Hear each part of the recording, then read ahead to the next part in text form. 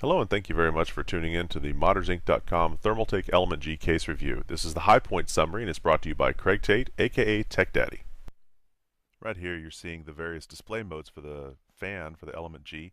They have solid colors, they have oscillating colors, they have chasing colors that move around the fan display, all of which are shown here. Here you're seeing that the bezel is very easily removed. I'm doing this one-handed while I'm holding the camera in the other hand. You can see it's quite easy just to reach down, snap it off. The filter backing in the back is going to make for nice clean air coming in and hopefully reduce your dust. But the main thing is this wonderful little switch mechanism here on the bottom. It's very easy to use. You engage it with a simple push and it pushes the tabs out. Pops the top right off. The front has a massive fan on the front of it for intake, which is perfect for people that are doing a lot of air cooling. Fan speed knob is up there on the top. This is a look at the circuit boards underneath it. Just to the left, you'll see that's the fan controller. You have 3 fan headers that are plugged into that. What we're focusing on right now is the red trim that surrounds both of the side panel doors. The red trim is held in place by small screws. And this is interesting for modders in the sense that yes, you will be able to take that off and change the color if you feel inclined to do so. Makes for a neat tick. On the bottom, we're looking at open venting for the power supplies that'll be fitting in the bottom. And right here, I am taking the side panel case door off single-handedly to prove a point that the power to the fan requires no intervention.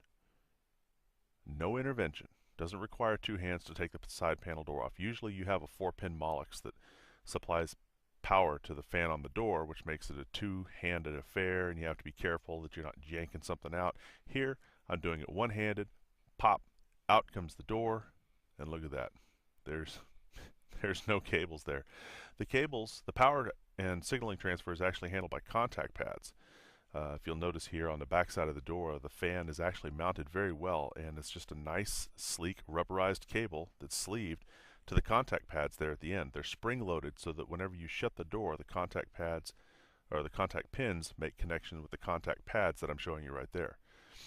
Contact pins are spring-loaded. They'll actually push in with a little bit of tension as the door is closed, but they make a good and secure connection. Here I'm showing you the inside of the case. I've decked it out with as much of the stuff as I could. A hot CPU, 2 very hot power-hungry video cards, supplied it with a good full-sized power supply, the Antec 800 Quattro. But what I'm showing you here also is that there are places where you can put cables, just slide them, duck them, and get them out of the way. It's really quite intriguing. Actually, back there where my hand is right there is a lot of cabling. The serial ATA drives can actually face head in so that all the cabling can go out the back and not cascade out the front, cluttering up the front. And then there's plenty of cable management ports in the back that you can supply your cables through to the motherboard without showing any clutter on the front. The matte black of the case actually helps to disguise a lot of the cable clutter. So you can do some very anal cable management if you want to, but it's not really extremely necessary because a lot of manufacturers have black mesh cable sleeving, and that's going to help you immensely here. The next point I want to show you is the hard drive tray is actually able to be removed by removing 2 thumb screws, one on the top, one on the bottom. You pop those 2 thumb screws out and just you can pull the entire hard drive bay out, and it's very easy to put hard drives into it at that point in time. The same premise also applies to the power supply area. There's a cover that goes over the power supply and helps to kind of break the area into 2 groups. You have the power supply on the bottom and the motherboard on top. Take these 2 screws out, and then all you have to do is just kind of give the little shelf a pull. Boop, out it comes, and hey, you have access to your power supply, all your cabling. Also, because power supplies come in different sizes, there's an adjustable tension bracket that you can use another thumb screw with, and it actually adjusts a little L bracket on the bottom that will snugly hold your power supply in place. So you have the 4 screws on the back of the power supply as well as this bracket on the front that's adjustable depending on how deep your power supply is. The area will only hold up to a 200mm power supply. What I'm pointing out here is a space for 2 60mm fans, And puzzlingly enough, it says here on the side, it shows here on the side what looks to be two knockouts for water cooling hoses. And on the box it says that it's not water cooling ready, so that seems kind of weird.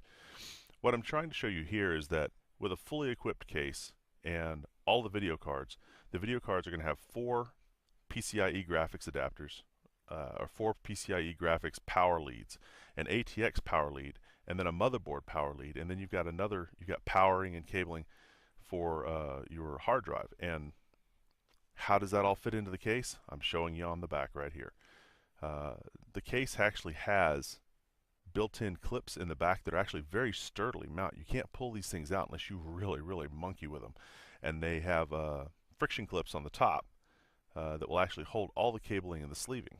What I'm showing you here is that I fed in a lot of the cabling from the bottom, from the power supply, and I fed it through the bottom oval hole so that it came out the back and sat in this area next to this channel. There's also a channel here, another hidden cable management channel for some of the fan cabling, but this area behind the hard drive chassis has a lot of space, so you can feed actually out from your power supply into this chassis area, and because of the color of the case, it'll actually disguise a lot of the cabling. This is my motherboard lead that normally would be pulled all the way across the front of the motherboard, but because there's a hole up here in the top right hand corner that is used for access to the fans, I'm able to feed my motherboard power lead all the way up the back of the motherboard tray, put it through that hole, and drop it onto my motherboard. The back cutout for the CPU area. Some motherboards you may be able to have the CPU centrally located and be able to actually mount and dismount your cooling solution, which would be very cool. Basically just showing you the spaces and the holes and lots of options that you have with this case, where you can really throw down some neat and interesting and well disguised cable management very easily without a whole lot of effort. As you can see, this is not an ideal cabling solution, and this is certainly not anybody's greatest work. I've got stuff hanging down here and parallel ATA cables, and it just looks not real hot. But seeing how I did the cabling here and looking back on the video and how well it looked from the front, the matte black of the case, yeah, makes this case right here, it makes it look pretty doggone good. Yeah, I'm happy with it. And you will be too if you pick one up.